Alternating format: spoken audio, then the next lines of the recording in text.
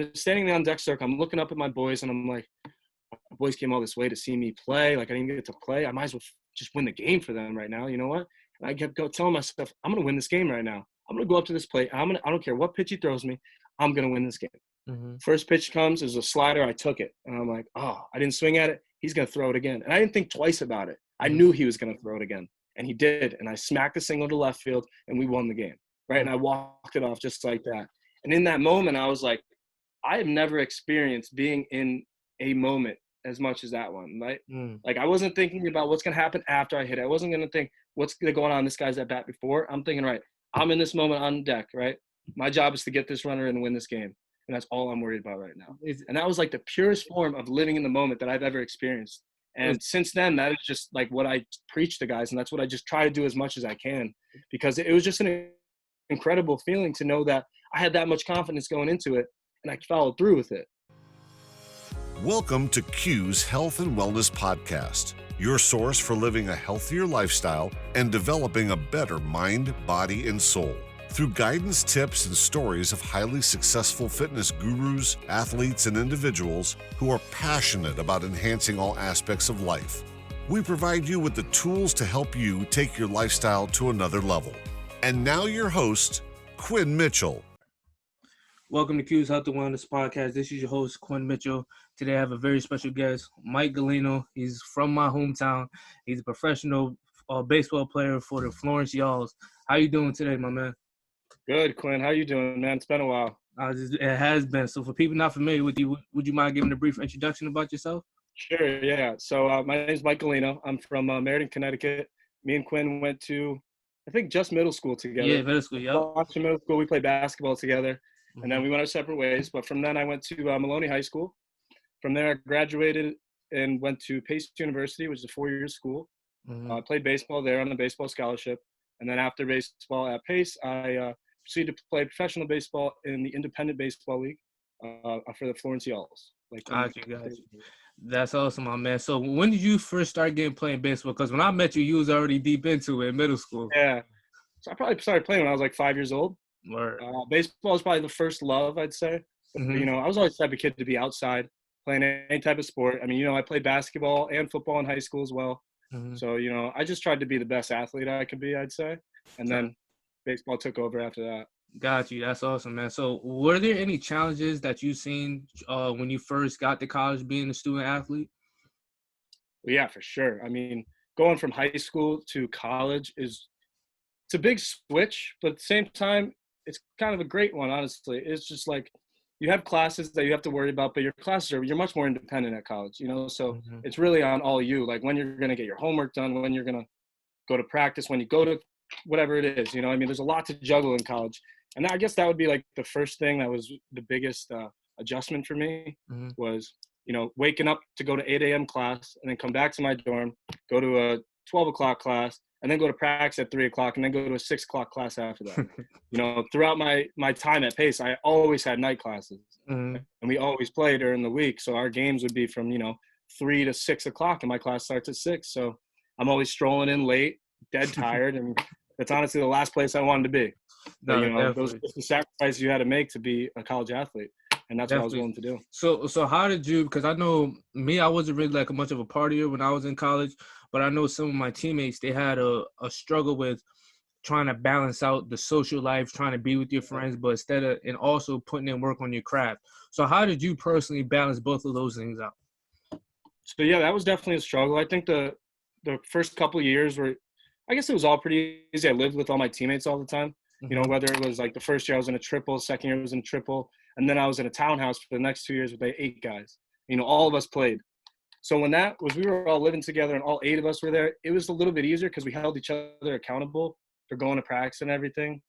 And, you know, going to class and studying and all that stuff. We really held each other accountable. We were really like a family in that house. And that's the biggest thing I take away from college is the boys that I made, like the brothers and family that I made at college. So that's like number one is why I'm super happy with the decision I made to go to Pace University. But yeah, sorry. Nah, it's all good. But I want to see even just to backtrack even before college, Mike, because you being from Meriden, we both from Meriden. We know how hard it is to even make it out to even go on a scholarship to go play a sport.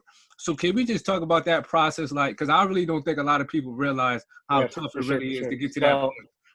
yeah, like in high school, I was stressing, dude.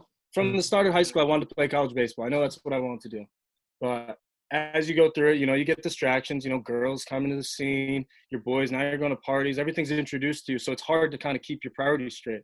Mm-hmm. But for me, luckily, like I always was baseball, baseball, baseball. It's always what it came back to. So throughout high school, I think I went to close to 50 tryouts, maybe. Wow. All these camps, all these school camps, all these DeMarini Top 96, any type of prospect camp that there was, I was going to. Because at the end of the day, I just needed people to know who I was and know where I was from. Because Meriden's small, we don't get a good rep. We don't get – scouts don't really come out to games. Like, the only way I got scouts to come is by I was sending mass emails to everybody. That's what I tell all my guys, like, now. Like, they're like, oh, I'm not getting any calls. I'm like, dude, they're not going to just give it to you. Honestly, you don't deserve that. You didn't earn anything for them to really want you to go out to. You have to tell them why they want you. You know what I mean? You have to sell yourself. And that's where I started to really figure that out. And then after college, you have to sell yourself even more. And, that was definitely a good and I guess a tough adjustment for me because I was never like the rah-rah, give inspirational speeches type of guy. I'm like a leader on the field. Like, you're going to follow my lead because I'm going to show you, I'm going to work my ass off every single day, and I'm not going to let anyone else outwork me. That's the way I'm a leader. And that's why it was a little bit of adjustment to, like, voice it verbally. And I think over times, as you mature and you just go through those life experiences, those things kind of adapt, and you adapt to them, and, you grow from that. And I guess that's just from the start. I've been just constantly learning and constantly growing. And that's like the biggest thing I would say anybody is just always try to learn. Always be learning.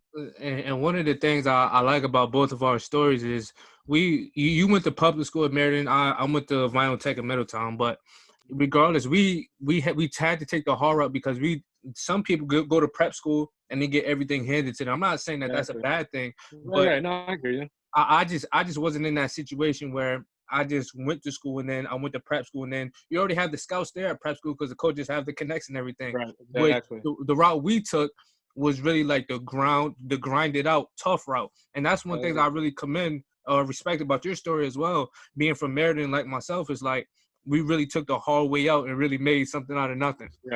Yeah, dude. I'm definitely very proud of that, especially coming from Meriden and where we're from. And not to knock Meriden. Meriden's a great town and everything, but it's just a small town. It's not like Greenwich. It's not like Fairfield. You hear all about all these towns in Connecticut. I say Meriden, everyone's like, huh? Where's that? Like, never heard of it. So it's just, it's nice to try to put Meriden on the map, and that's what we're trying to do here. No, definitely. So one of the things I want to ask you as well is how important is the work ethic that you put in? Because a lot of people, they don't really see the work ethic that you put in, and they just really see the success that you still see that you're on a professional team. So how important was it for you to, even from high school to college and even from college to the pro level, was that work ethic for you? Definitely, it changes throughout your levels, 100%. In high school, I would hit once a week, and I always think that's fine. I would hit once a week, and then go to practice, lift every once in a while, maybe 2 or 3 times a week, and I think that was hard work. And then I go to college, and I see that's nothing. We're practicing for 4 or 5 hours a day. I'm like, shit, I got to get my body in shape, or I'm going to be falling behind. And the only way to do that is to constantly be doing. And then, so college is really where I hit my stride in the gym. In high school, I was introduced to it, but I really didn't know what I was doing. I didn't really know how my body was moving. In college, I put on mass like so quick after my first semester, freshman year. I think I put on 15 pounds, like freshman 15. I put that on muscle though. And that was just from me working in the gym all the time. And then, you learn different ways to lift, and then I was like, okay, I'm a baseball player. Maybe I shouldn't be trying to press a lot of weight over my head. Maybe I shouldn't be, I don't need to pull 500 pounds. That's my thinking. I learned through the years that it's not all about the weight that you put up. I think it's more about the movement that you do. How athletic can you be in every single movement that you do? So going off of that, like the work ethic part of it, that was more where my focus was. So my work ethic not only changed from, I wasn't spending 3 hours in the gym anymore. I was spending 45 minutes to an hour, but when I leave, I'm dripping sweat. My phone doesn't come with me in the gym. My phone stays outside. And the only time if it does, it's just to play music. And I leave it off to the side and make a playlist. You know what I mean? The less that I'm on my phone, the better. But I remember in college, my phone's in my pocket the whole time. In between sets, I'm checking Instagram, checking Snapchat, texting people. And next thing I know, I'm there for 2 and 3 hours. So that's when I kind of realized, like, that's got to change. My phone does not be with me in the gym. My gym time is strictly my gym time. And that's what I'm putting forward to that. So instead of, 3 hours of lifting, I'm lifting for 45 minutes to an hour. But on the other side, I'm reading like articles about like the best ways to lift. Like if you would have talked to me like honestly 6 months ago and you said, read a book, I'd laugh in your face. I'd say, reading, why would I want to read? I'll watch TV, literally. And then just the little change, the trying to become more intellectual as a person and understand the world as it is now and how crazy all this is.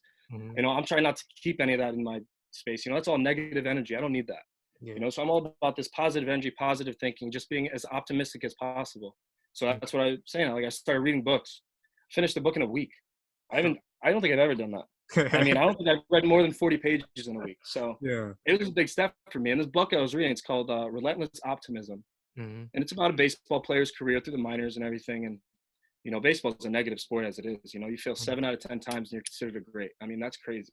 If you told anyone, hey, go play this sport, you're going to fail 7 out of 10 times, but go ahead and play. I would be like, no way, I don't want to play that game. Why would anybody want to play that, Like if you're shooting three, your 3-point percentage is 30%, you're trash, But if you hit 300, you're an all-star. So that's the crazy part. Baseball is just that you have to learn how to be positive, optimistic, and just have a better look.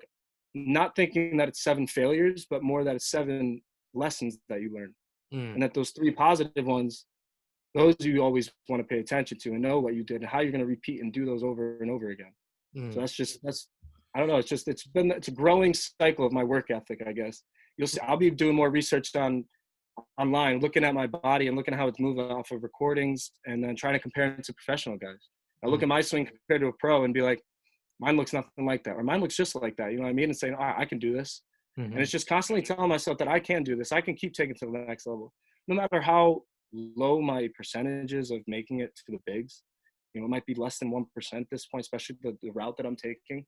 I'm not going to let anyone tell me that it's not possible. Because in my heart, I know that's possible. And if I do the necessary steps in order to get there, then I'm going to get there. And if I don't, then you know what? I know I left everything in my willpower on the field and that there's nothing else I could have done. And at that point, it's out of my control and I can't worry about that. That's the biggest thing with baseball. You can't worry about what you can't control because then you just go mad.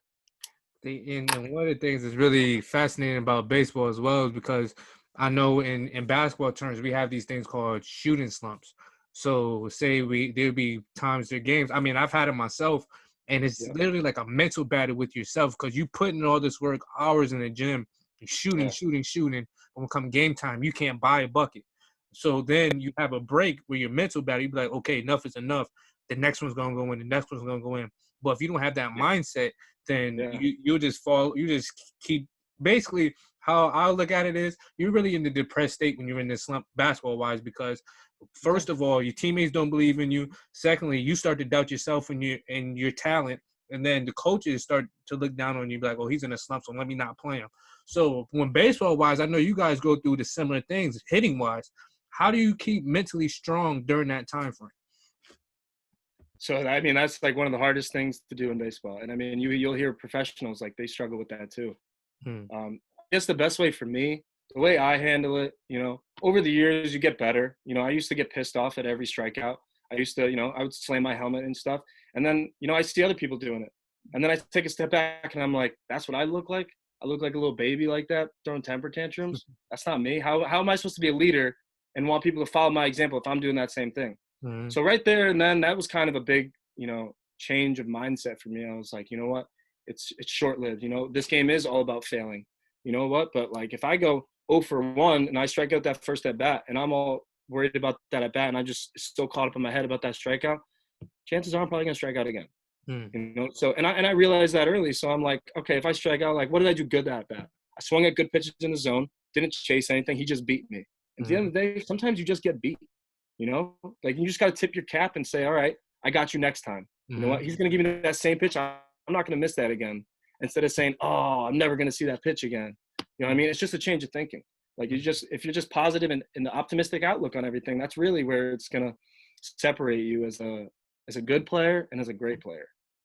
So, I know you mentioned it before when you were talking about the attention to detail, but how important is that attention to detail when it comes to getting better and playing baseball? Because I know talking basketball-wise, even the little footsteps, even if you do a jab step and you watching the defender every time he jabs that way and he bites for it every time. If I'm watching that on film and I know this and I'm gonna implement to my game every time I see this dude, I'm gonna jab this one way and just power go to the right. right. And you're gonna get him every time. Yeah. So how important is that in baseball as well? Like, do you tell that to the kids that you're training to really look at the attention to detail, like the way they swing or the way they pitch? What do you recommend? So, and my thing is that I've always learned that if we get too caught up in details about our swing and mechanics, Mhm. is that's all we end up thinking about. And, that's only half the battle in baseball. A lot of it is, my biggest thing is I have to have a good mindset. I have to have a plan when I walk up to that plate. I have to know that, all right, nobody on base, no outs. I'm looking to drive something in the gap and get this inning started, right? So I can't be looking outside and inside. So usually I'll just look right down the middle if it's a early count, right? So I'm looking for something down the middle to drive to either gap. And sometimes your plans have to change. Right now, all of a sudden I'm down 0-2, right? He threw 2 pitches on the block and the outside corner. I'm not going to hit that well. I already know it. That's a pitcher's pitch. So I got to think, okay, my plan's kind of different now. Now I have to just hit the ball hard somewhere. I have to put it in play. Can't strike out. But the biggest thing for me is I'll never say something negative and don't do it. Like if I think to myself, don't strike out here, or, don't pop it up. Almost 9 times out of 10, I'm going to strike or I'm going to pop up. So I try to just change my thinking in that and say, all right, hit this ball hard, smack it up the middle or whatever it is. So that attention to detail isn't necessarily in your own body, but it's more in like your plan and what you expect to happen when you go to that plate. Like I expect to hit the ball hard, not hope. I don't hope to hit the ball hard. I expect to hit it hard. And if you're expecting to do something, more often than not, you're going to do it. And if you're not going to do it, you're not going to miss by far. So, and another big thing that I really started to get into is really talking about breathing and your breath and understanding how to slow the game down, because at basketball, every game you play, every level you go up, the game speeds up on you. You're like, oh shit, this is a little bit faster. And same thing, right? So I'm going from facing guys throwing 88 to like 90 miles an hour in college. And now I'm going to see every single day is like 92 to 96. And that's a big jump. That's hard to see. But if I try to speed up and catch up to that pitch, I'm going to be gone every time. I have to slow down. I have to let that pitch come to me. So when I learned and focus on like breathing in and out really slow, and I started to meditate too a lot, which meditation, it's one of those things where you hear someone say, yeah, whatever, meditation, that's cool. Like in a sarcastic way. And it's just not like, you're not into it.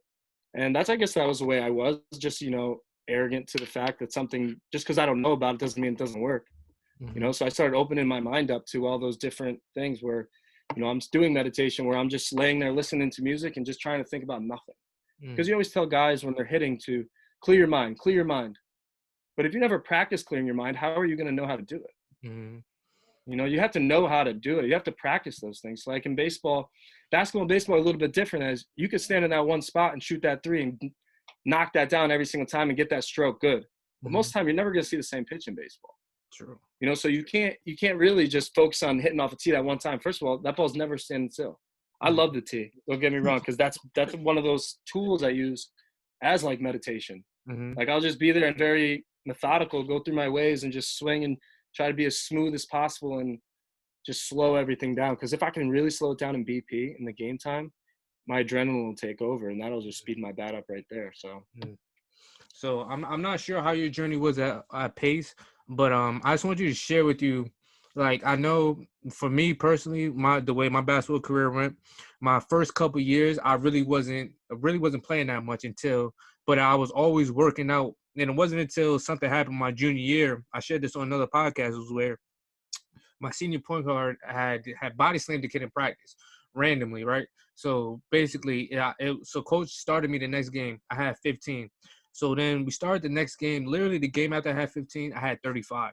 And then the rest was just history from there. But it was just like, my thing is, people don't really understand the odds of, what are the odds of somebody body slamming somebody in practice and then my time is there. You know what I mean? So that's why I have my shirts forever be ready, because you just never know when your time is going to come. So how was your journey at pace? Like, did you go in, were you playing right away, or did you have to grind it out as well? Yeah, so I was a little more gifted, I guess, where I had a spot kind of there for me. So it was a little bit different. Freshman year, I came in, and obviously I had to earn a spot. And the first thing they said to me is, We like your bat. We want to get you in the lineup, but we can't have you catch, right? So I'm a primary catcher is my position. Went into there. I've caught all through high school, growing up Little League. I was catcher. You know, played other positions here and there, but my main focus was catching, and that's what they scouted me for. So when I get in there, I'm expecting to be a catcher, and I had a senior and a junior ahead of me. So it's like, there's really no shot that I'm catching, especially as a freshman. So they said, hey, if you want to play, you're going to have to play the outfield. So I said, okay, I want to play. So I'm going to learn how to play the outfield. And don't get me wrong, my first game out there, I made 2 errors, dropped 2 fly balls. And it was really easy for me to just get down on myself and just say, oh, I'm not an outfielder, make excuses. You know, I don't play outfield, I'm a catcher, blah, blah, blah. But I had one at bat, and I'll remember this perfectly. It was before my second dropped fly ball, right? My at bat, shitty at bat, right? Struck out, brought that at bat, sulking, whining, brought it into the field, dropped fly ball. I come in the dugout, my coach gets in my face. If you ever bring an at bat to the field again, you will never play again. And I'm just like, whoa, all right, yes, coach. You know, I'm not the type to talk back. I've always had, you know, tough coaches, and that's the way I strive. You know, I want someone to tell me how it is. So yeah, I went back out there, and like after that, it was hard nosed. I didn't talk back. I didn't say a word. You know, I was always working hard. And if I failed, I was trying to be positive.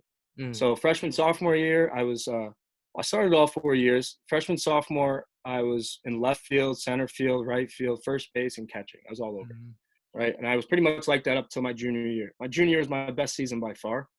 I hit 345, had 6 home runs, and I had my coach telling me, like, if scouts want to draft you this year, like, you should go. Like, you should skip on your senior year and go. And I'm like, wow, like, I'm getting all this attention. Like, that's awesome. Draft came, didn't get drafted, unfortunately. Wasn't too upset. I wanted to spend my last year at Pace and go out and spend my last senior year with the guys I came in with. But that next year, I put so much pressure on myself. That next year, I knew I had scouts that were going to come watch me. That next year, I set goals that were just ridiculous. You know, I hit 360, or I hit 345, I'm sorry. I set a goal for myself to hit 360. And then I had another goal to double my home runs and hit 12 home runs. So now this was all in the back of my head. And our first trip was to Florida, had 2 home runs. I was batting like 350, and I was like, all right, we're good, ready to go. And then I start pressing. I start trying to hit home runs all the time. I start trying to hit the ball in play. I'm chasing pitches out of the zone. I'm striking myself out when I should have taken walks. I wasn't playing smart. You know, I wasn't playing my game. I was trying to do something way beyond I wouldn't say skill realm. I believe that I can do those things. But the fact that I was pressing so hard to do them, it was forcing it. And you can't force it, you know? Like, you can't force yourself to drain 7 threes in a row. Like, that's just that's just going to happen. You're just going to be like, you're not even going to think twice about it. You're just going to shoot it. You know, like, I was thinking 4 times about every at bat. You know, I wasn't just going up thinking, all right, I'm looking for a fastball, hit hard. I'm like, all right, I'm going to get a fastball, but maybe I get a curveball. Oh, maybe a changeup. And then as soon as I start thinking like that, I'm out the window. There's no chance that I catch up to anything. So I guess going up through there, it was just it's an adjustment for sure, to say the least. And I guess my next level, going up again from high school to college, I was playing all the time. Never really got that sat on the bench, you know, and that's an adjustment. You know what I mean? I went to play pro ball, and I didn't hit for a few games. I think 3 in a row, didn't get a hit, so they sit me, right? You know, I'm not really used to that, and I knew I was better than the other guys ahead of me, and I needed to prove that, but I wasn't proving it. But so I had a talk with my coaches, and he was like, dude, your role right now is to come off the bench and win the game for us if we need that. So late in the game, pinch hit situation, you have to just be ready, right? Forever be ready, exactly that. So I had this one game, my boys came down, they're all in Kentucky, 3 of my buddies, I wasn't playing. This game goes into extra innings to the 12th inning, and I get called on to hit, right? And we got a runner on second base, and there's 1 out, or maybe there's 2 outs. I don't really remember. That's not really important. But I get up, and I just remember my thinking before that. I'm standing there on deck circle. I'm looking up at my boys, and I'm like, my boys came all this way to see me play. Like, I didn't get to play. I might as well just win the game for them right now. You know what? And I kept telling myself, I'm going to win this game right now. I'm going to go up to this plate. I don't care what pitch he throws me. I'm going to win this game. First pitch comes, there's a slider, I took it. And I'm like, I didn't swing at it. He's going to throw it again. And I didn't think twice about it. I knew he was going to throw it again. And he did. And I smacked a single to left field, and we won the game, right? And I walked it off just like that. And in that moment, I was like, I have never experienced being in a moment as much as that one, right? Like, I wasn't thinking about what's going to happen after I hit it. I wasn't going to think what's going on in this guy's at bat before. I'm thinking, right, I'm in this moment on deck, right? My job is to get this runner and win this game. And that's all I'm worried about right now. It's, And that was like the purest form of living in the moment that I've ever experienced. And since then, that is just like what I preach to guys. And that's what I just try to do as much as I can, because it was just an incredible feeling to know that I had that much confidence going into it and I followed through with it. And that was just an awesome feeling. I couldn't. It is crazy. That was the next question I was going to ask you is how important really is it to stay in the moment? Because only a few individuals really feel what that feels like. Like I never forget when I tied the school record for threes. I didn't know, like, it's like when you're locked in with that particular moment, nothing else, like no fans, nobody else really phases you. You don't even hear the fan. You know? It's just you in the basket or the field, however it may have you. It's like, and you're just locked in. It's like nothing else matters until that buzzer goes off. And it is really crazy because now that you say that, being in that moment, only a few individuals really get to feel like that, because you really have to know that, or have to get to that space in your head that it's really a rare feeling. When you're there, you have to lock in it. You have to. And it just goes back to confidence, optimism, you know, not going up saying, "Ooh, I hope I win the game." It was like, nah, there was no question that I was winning that game. And then that's just where it comes from. And that's just how I try to play every time I'm out in that field. Just understand that I'm in that moment. Anytime I train, honestly, is I'm in that moment and I'm worrying about that moment right there, not anything else. That's my escape, you know, like the field is my escape. The cages are my escape from everything. That's my stress relief. The gym is my escape, that stress relief, you know. And that's what I really started to, you know, because some people don't like to lift. Some people just think it's boring, you know, and like it can be, I guess, but then it's not for you. Find something else active that you like to do, you know. Like I try to switch it up. I love the gym. I love throwing headphones in. I love just throwing iron around and whatever it is, push-ups, whatever I'm doing in the gym. I just like sweating. That's my thing. I got to be moving around all the time. Like if I'm injured, it's the worst because I can't move. You know what I mean? Like I have to rest, and rest is super important, but it's just boring. So I guess that's me, you know. I mean, I just always like to be moving. I always like to do stuff. No, definitely. So speaking of injuries, bro, I know you had one that was really like devastating in your career. And it's crazy because you bounced back from it. But would you mind just speaking on that experience and telling the listeners what actually happened during that time? Yeah, for sure. So I think it was 2019. It was my second year in pro ball. This was going to be like my first spring training, you know, like first full season. I was actually there. My first year in pro ball, I came in at the end. So I was really starting to hit my stride, really feeling good at the bat, feeling good at the plate, and had like MLB scouts like kind of talking to me, watching me, and keeping me on the radar. So, you know, I was up and coming, and it felt good. So one game, I'll just get right to it. I broke my neck during a game. Wow. Right, it was a crazy injury. First and third, I'm on third, got in like a pickle, and I just so what I saw was the catcher's legs were wide open, right? So I see home plate right behind it. And I knew I was going to be out. But I'm not the type of player that's just going to let you tag me, you know? I was going to do something crazy to make something happen and be safe somehow and score a run. So I thought, all right, I'll dive through his legs and he won't tag me in time. I was wrong. He closed his legs up. I dove right into his knee, and I just heard crack, crack, and I was on the ground. And my body felt like it was a magnet, and it was stuck to the ground. I couldn't move my body.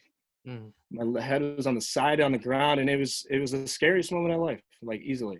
All I remember is one of my teammates saying, "Yo, are you good?" And my response was just, "I can't feel my body." And those words like that, the whole exchange will never just escape me. But the fact, and I was just on the ground for a while. Finally, I started regaining like feeling in my arms and my legs, and so I get in the hospital and I go to the ICU, and, you know, I'm in agonizing pain. I have all this nerve damage. So when it happened, I had it was called a burst fracture of the C5 joint in my neck. So if you could see it here, they went right through the front there, the scar, that's where I went through. So they had to do this surgery where they fused the C4, C5, and C6 together, right? It's like this crazy procedure. They said, he'll be lucky to walk. It'll be a miracle if he can walk. It's a miracle that he's alive. Like, I was like, oh my God. Like, first thing I thought, you know, was why me? Why this? And I'm always a firm believer in everything happens for a reason. And I just kept saying, well, what's this reason? What is this reason? What could possibly be this reason that I would get hurt like this? And I thought my career was over. Like I had a sour taste in my mouth towards baseball. You know, like during my recovery, I was just like, nah, I'm not going to go back. Like, I don't care about it. I'm just going to move on with my life and just try to go for it. And then I started healing. Like I was in a neck brace for 12 weeks. Obviously, my season was ended. I went home. My birthday was coming up. Mm-hmm. Shitty birthday, in a neck brace, 12 weeks. It was brutal. It was the worst 12 weeks of my life, easily. It was just, I was in pain a lot. So a lot of what happened was not only like just my neck was obviously stiff, I had a lot of nerve damage that happened. Mm-hmm. So I would get like nerve pain all down my left arm and like just through this finger. Mm-hmm. So every time I touched anything, it was the most agonizing pain ever. I couldn't touch anything. I couldn't like pull the covers over. I couldn't do anything. And I was like, doc, like, is this going to go away? He was like, there's no way to tell.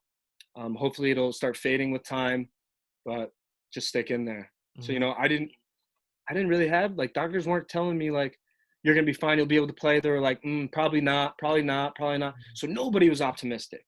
So it was really hard for me to be optimistic, Yeah. And then just weeks on, after I get the brace off, I start feeling good. Not really moving around much, but I had the brace on and I'm trying to bench. Like I'm benching the bar, just to see how much strength I have, and I had none. Like I could barely bench the bar. I have a video of me in the brace, and it's just like little fives on the side, and just like struggling to get it up. I lost all usage of my triceps. My triceps went away. Like my lats on my left side went away, where I just couldn't activate those muscles. So it was frustrating to say the least, dude. I couldn't do anything, and I felt helpless, especially like, I had my friends. I had a great support system at home. Don't get me wrong. Family was there, friends there, everyone was there for me. And they would try to get me to go out. It's like, oh, let's go to this bar. Let's just kind of hang out. I'm like, dude, I'm like, I don't want to go anywhere. I was definitely depressed, like easily. I could say I was depressed during that time. When I got the brace off, I started to move around a little bit. And I started to, have a catch. And I was like, oh, like this kind of feels good. And then I started swinging, and then my body started coming back a little bit. I started like trying to just focus on this side, just focus on my triceps. And like, it was a slow race, man. Like I was in the gym lifting fives for the longest time, tens, trying to just work a kickback, any type of thing that would just make my tricep work. And it was so frustrating because I couldn't get it. So I would use like my back and my shoulder, and then like the form was all off. But I just kept at it. I kept at it. Like I couldn't do one push-up, right? So after the brace comes off, couldn't do a push-up. There's all this, like you don't even think about it. Like all this neck muscles that you have, like they contribute to so much. So I'm trying to do push-ups, doing push-ups every day. Finally, I get one push-up. Fine, whatever, Still kind of pissed off at myself, kind of hating life, everything. The next day or a couple of weeks, maybe a week later, I get 5 push-ups. I'm like, all right, like something's coming. And, and then you just progress. And, I'm up to probably like 20, 25 now but now I'm getting clean reps, I can put weight on my back and get clean reps. I can use my triceps. My lats are working. I can do pull-ups. Like I couldn't do pull-ups before. I couldn't do anything. I couldn't move my own body weight. So instead of feeling bad for myself, I guess through the time, I looked at it as a chance for, all right, we get to recode everything. Every little movement that I was doing wrong, every form that was off just a little bit before, and then it was hard to readjust. Like I'm starting fresh, I'm starting right from the base. Let me just do everything perfectly. Let me focus on my form perfect. I can't move a lot of weight anyway, so whatever. Like I'm just going to work on having good form throughout whatever it was. So once that started to happen, I started becoming a little more optimistic. Like, oh, I'm moving this weight better. It looks better. It's cleaner. But then I had to, I have to figure out different ways, right? Like I can't squat ever again. They say I can't put a bar on my neck, right? So I said, screw them. I put it on my front, right? I'm doing front squats all the time now. I'm holding whatever it is. I'm doing any type of body squats. I had the neck brace on and I was doing lunges around my pool. Wow. I was swimming in my pool. It's only 5 feet. So I would be in there above what I'm a neck brace on in the water. I'm just running in place because there's no, I was finding little things to do to keep myself active and keep myself from just being crazy depressed, like there was just everything because everything was working against me, and it just seemed like, oh, there's no way he's going to come back, like blah, blah, blah. My coaches texted me, how you feeling? Like, you're going to come back? I said, coach, I'm coming back. Like I'm going to be back this summer. And then that was this last summer is, I sent him videos. I started playing in the Meriden or Greater New Haven Twilight League. Didn't do great there, honestly. I wanted to be able to get my feet under me. I had to learn to run the bases and learn how to slide again, because obviously sliding head first was scary. Diving back to a bag, I had to like retrain myself to do all that. So, I slide feet first all the time now. I will not slide head first ever again. That's just common sense now. And I tell everyone, slide feet first, especially in the home plate. Mm-hmm. Because, they tell you that as kids, like, oh, what's going to happen? Like, oh, you could break your neck, Yeah, that would never happen. Exhibit A, you know what I mean? Shit happens. But you know what? What doesn't kill you, I honestly believe makes you stronger. And I believe that I'm 10 times stronger, not only physically, but just mentally. And that, like life is so much clearer. I have a purpose. I know what I'm working for, I'm working for to get towards that next level in baseball. So at the same time, I want to share my knowledge and everything I've learned. I don't want people to make the same mistakes I made, right? Like I don't want them to go into their senior season ready to get drafted and then press so hard that they talk themselves out of getting drafted. I want to let them know that, dude, baseball's hard, and it's easy to be negative on yourself. It's hard to be positive. They say the hardest things in life, that's what makes you grow. And if you just keep growing and growing and just keep constantly learning, that's when you'll start to see success. Like you work in silence, you let your success make the noise. And I'm a firm believer in that. You won't see me posting videos of me working out. You won't see me throwing up PRs and any of that stuff. Like, I don't care if you approve of that or not. You know what I mean? I'm happy what I did. So it doesn't matter if I don't need someone else's approval. I got my approval, and that's all that really matters. So going forward with everything, that's really what I'm thinking about. I don't care what someone thinks of me on the field. I kind of want guys to hate me because I'm so good. You know what I mean? If I got guys that are hating me, I'm doing something right. Especially if not in like a arrogant dickhead way, but like a straight up like, damn, he works so hard. How can I work that hard? He's always hitting the ball hard. What the hell? Like, God, he's always getting on base. You know what I mean? I want to be that guy. I want guys to hate me, especially guys on the other team. Like, shit, he stepped in the box. Damn.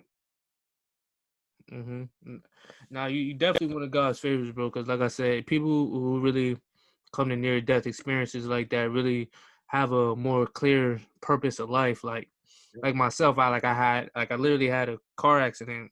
People really don't know, but I had a car accident like I want to say it was February of last year. It's crazy because somebody that I played with, and I played against him in, I think he played for Southern Maine, I believe, and he had the same exact car accident and died instantly. So my thing is like, when you have near death experiences like that, bro, it's like you really have a more fulfilled purpose of life. You really understand that life is beautiful within itself. Taken like that. So yeah, and so now it's like the way I approach life, I just don't treat it like I used to. Like just waking up every morning at 5 a.m., just feeling the breath in my body is like, it's something that I don't take for granted anymore, because I know how literally it could just change like that within this blink of an eye. It's funny you say that, because there was actually a kid that was he was a lifeguard, and it was like 3 weeks after my injury, right? He was at the beach, dived in, there was a sandbar, broke his neck in the same exact spot. That kid is barely walking now. He's learning how to walk again. But I mean, he was paralyzed from waist down, and he still is. He's struggling to walk and learn how to walk. And like every time I think of that, and obviously I hear more and more about people breaking their necks after I did it, But I didn't. This other person that I know, like, she died, and this kid is paralyzed, and I'm over here going back to play professional baseball. Like, how grateful am I? I have to be so grateful for that, Like, I can't take it for granted now. Like, if I take that for granted, I'm like, God forbid that happened to me, Like, I got to take every opportunity that I have that I am given now and make the most of it. So that's what drives me. That's what drives me every single day, to just keep doing, getting strong, keep getting better, and just being the best myself. Because if I don't prove it on the field, I want to prove it off the field. I'm a good person, that I know what I'm doing, And if I could share my knowledge with the youth and everybody else about, what I've been through and how it wasn't easy, and like, it's never going to be easy, but if it's hard, that's how you know it's worth it, No, definitely. And before I let you go, I want you to just share what you've opened in the community, because being from Meriden, I know you opened your own facility now, and you're giving back to the youth. So I just want you to share that information with the listeners. Yeah, of course. So during quarantine, right when COVID started, I had to stay in shape. I had to keep hitting, keep swinging. So I started off and built a gym in my garage over here. Sweet gym. It's pretty dope, gotta say. And then after that, I was like, I need a hit. And I had this place in Meriden called the Edge Baseball, where I would give baseball lessons and I would hit there, but they closed. So I'm like, damn. My dad's big in real estate. So I asked, Dad, do you have any spots available I can rent out that would be able to put some cages in there? And he actually did. It needed a lot of work, needed to clean up, but I got a cage from the Edge Baseball, and I opened this facility called Top Level Baseball, which is the shirt I'm wearing right now. It's in Meriden, Connecticut. It is kind of more of like a personalized baseball experience. It's not the biggest facility. Features 2 cages and a bunch of weights, right? So I focus on trying to get everybody that's in there the most athletic they can possibly be, and more athletic than they left. And every time I give a lesson to any guy, I'm harping on mindset, because that's more than anything. You know, everything I'm talking about is that I talked about in here is I talk to my guys about. You know, like talk about the breathing. I talk about everything I've gone through. I tell them my whole story so that they know where I'm coming from and know who they're learning from. But yeah, it's going really well so far. It's been open for about a year now. But yeah, check my website out. It's called toplevelbaseball.net. You can learn more about me, more about the guys that we have and where the spot is and what it looks like. But yeah, I'm really excited going forward with that to really just get everyone there to get to them to their top level. Definitely. Now I'll put those links in the bio as well. And before I let you go, I just want you to tell listeners, what is a typical day like for you? And do you have any special routines that you follow? Okay. So I'll tell you a day in the life of me when I'm out. I'll give you an off season and then in season. So off season is a little bit different for me here. So I work with my dad during the mornings, which he's into real estate and stuff. So I'm going to start, you know, buying properties and flipping those myself and doing that sort of thing. You know, I'm a very hands-on person. That's the kind of work I enjoy doing. I don't see myself going in an office or any of that, but so I'll do that from probably like 9 o'clock till maybe 2 o'clock. And then from 2 o'clock till about 7 or 8, I usually have lessons and I try to work in my own work during that time. So some days, if I'm good, I'll wake up at 6 and I'll work out before I go to work because, you know, it's right here. But I'm not going to lie, I'm not the best at waking up sometimes. I'm definitely more of a night lift person than a morning lift. So I'm figuring that out. So I always get my lifting throughout the day, either in the morning or at night. But in between, I'm either working with my dad doing, you know, real estate type construction demo stuff like that. And then from like 2 to 6, I'm giving lessons or I'm, you know, running clinics. Like I have a catcher's clinic going right now, and we have a couple teams that rent out the spot. So I'm there usually every night. And then during a season is a little bit different where our games are 6 o'clock at night, you know, so, and we play every single day. Maybe we have maybe one off day a week, maybe. Like there's no practice, there's none of that. So I'm the first one to the field every day, and I take pride in that every time. Like I make sure I'm the first one there. So, and that's only like 11 o'clock, you know, guys won't come in till like 2 o'clock. But I'll get there at 11. I'll wake up at like 9 o'clock, have a good breakfast, and I'll get to the field for like 12. And I'll hang out a little bit, and I'll work out there. So whatever my workout is for the day, usually I like to do some sort of sweat before I work out for a game. I'll hit off the tee, hit in soft toss, and then I'll go back. I'll hang out for a little bit. Then we have a full team BP. We'll go there. I'll go get some food, come back, you know, talks with the guys, and then I'll meditate a little bit before the game starts. I'll find a corner, throw my headphones in. Whether it's 5-10 minutes, doesn't have to be long. Just I clear my mind before I go back out in that field. Go on the field, play that game, come back in. It's 11 o'clock. I eat dinner and I wake up the next day and I do it all over again. My off days, I like to golf. I'd say that's probably what I do. Nah, that's awesome, my man. Yeah, it's an awesome grind. I love that everyday grind, and that's just the best thing about professional baseball. And that's the biggest adjustment, I guess, from college to professional. I don't have to worry about school. I don't got to worry about anything. All I worry about is baseball. It's honestly the best job in the world. So nah, I love it. And it just seeing you from even when we was in middle school, bro. I'm proud of you, everything that you're doing, everything that you've accomplished. Like I said, the way you turned out as a man, like I said, I'm very proud of you because you seeing our peers, you could have went another route or another way, but you stayed all too many times in Meriden for sure. Yeah, you stick to the process and made it out, and that's something that I really commend you for, and I'm very proud of you about that, bro. Appreciate that, bro. It's only the beginning, though, you know. So hopefully we get to the league, and then we'll really talk. Yes, sir. Definitely. And so for people that don't know, I know you gave your website information. Do you have any other links if they have any questions for you that they can contact you? Yeah. I mean, you can go on my website. You can also email me on toplevelbaseball23@gmail.com. Or you can follow my Instagram, Top Level Baseball, and my Facebook page as well as Top Level Baseball. Or you can follow my personal page. Yeah, if you guys have any questions about anything, you want me to tell that story, tell someone else, like reach out. You know, I don't mind telling my story. I understand it. It's a rare story, and it's kind of crazy, and it's a freak accident. And like I said, bro, I'm standing here in front of you today and still playing professional baseball and looking forward to going to the next level. So Nah, like I said, I appreciate you coming on the show, chat with me, bro. Because it's been a couple years. You know what I mean? And even though I've Yeah, been distant on this dude, side, if you ever need anything, feel free to reach out, bro. I'm always here. for sure, bro. Yeah, definitely. Thanks for having me. Yes, sir. Anytime. Thanks for joining us on this episode of Q's Health and Wellness Podcast. Don't forget to subscribe or to leave us a review on iTunes or the listening platform of your choice. Also, please check us out at QuinnMitchellII.com, as well as find us on Instagram for more useful content and resources.